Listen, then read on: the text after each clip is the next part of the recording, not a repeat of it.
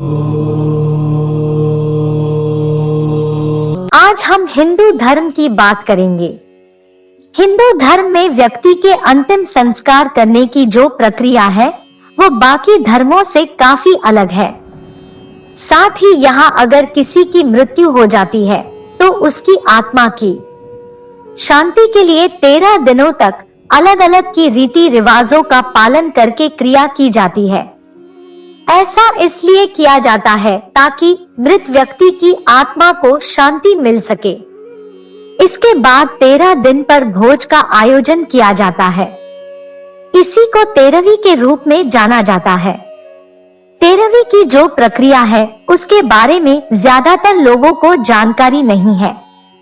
इसीलिए आज हम आप सभी को बताने जा रहे हैं कि 13वीं संस्कार को कैसे किया जाता है। 13 दिनों तक आत्मा रहती है अपने परिजनों के साथ। पुराणों में भी मृत्यु के बारे में बताया गया है। गरुड़ पुराण में तो मृत्यु के बारे में संक्षिप्त रूप में बताया गया है। गरुड़ पुराण के अनुसार जब किसी व्यक्ति की मृत्यु हो जाती है तो उसके बाद उसकी जो आत्मा होती है उसको लेने के लिए 2 यमदूतों को भेजा जाता है। मरने की वो स्थिति ऐसी होती है जिसका वर्णन करना मुमकिन ही नहीं है। जब व्यक्ति का वक्त निकट आ जाता है तो उसकी आंखों के सामने अंधेरा छा जाता है और उसे यमदूत नजर आने लगते हैं। वही यमदूत मृत शरीर की आत्मा को अपने साथ ले जाने लगते हैं। व्यक्ति ने अपने जीवन में जो जो कर्म किए होते हैं वो एक वीडियो क्लिप की तरह उसकी आंखों के सामने चलने लगते हैं। उसके अच्छे बुरे सारे कर्म उसे एक पल के भीतर ही याद आने लगते हैं।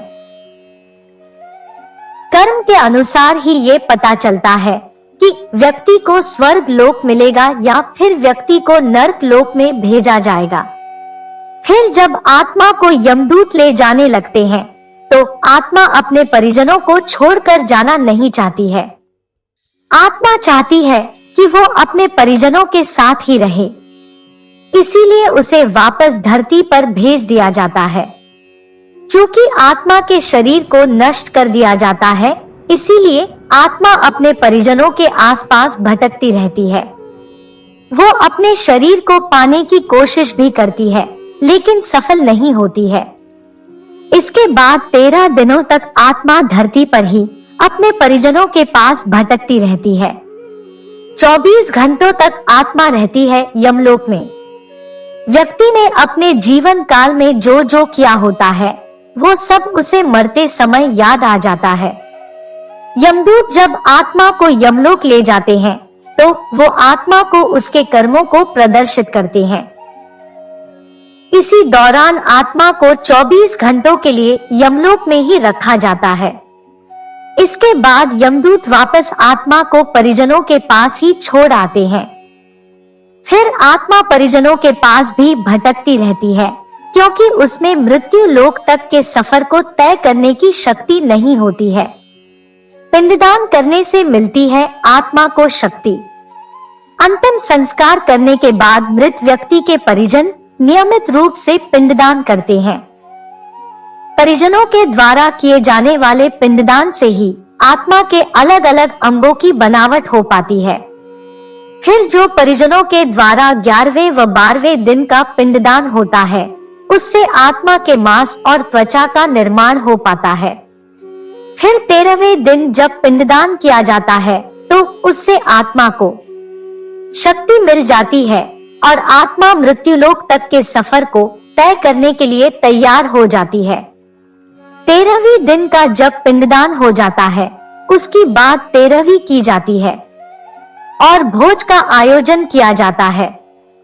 जो पिंडदान किया जाता है उसी से आत्मा को शक्ति मिलती है। पिंडदान की वजह से आत्मा एक व्यक्ति के तौर पर निर्मित हो पाती है और खुद चलकर यमलोक जाने में सक्षम हो पाती है।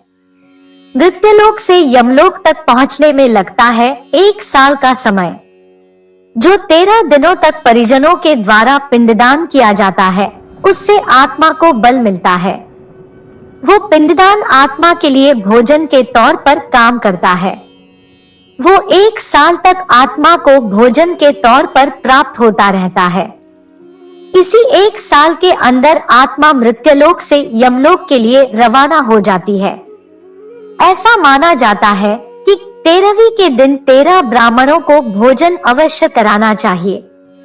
ऐसा करने से जो आत्मा होती है उसे प्रेत योनि से मुक्ति प्राप्त होती है।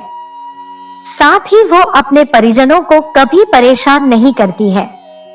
इसके अलावा आत्मा के परिजनों को भी शोक से मुक्ति मिल जाती है। वहीं जिस आत्मा के परिजन उसका 13 दिनों तक पिंडदान नहीं करते हैं, उसके साथ यमदूत अच्छा बर्ताव नहीं करते हैं।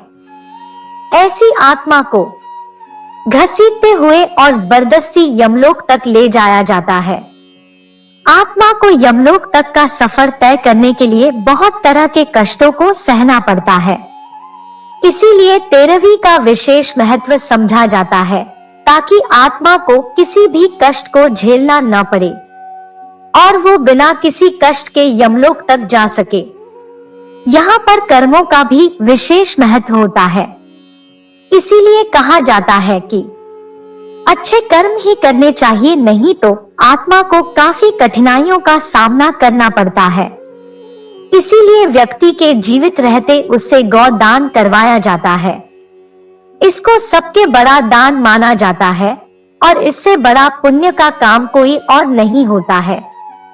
ऐसा करने से व्यक्ति सारे पापों से मुक्त हो जाता है और जब व्यक्ति के प्राण निकलते हैं तो उसके बाद आत्मा को किसी भी तरह का कोई कष्ट नहीं सहना पड़ता है।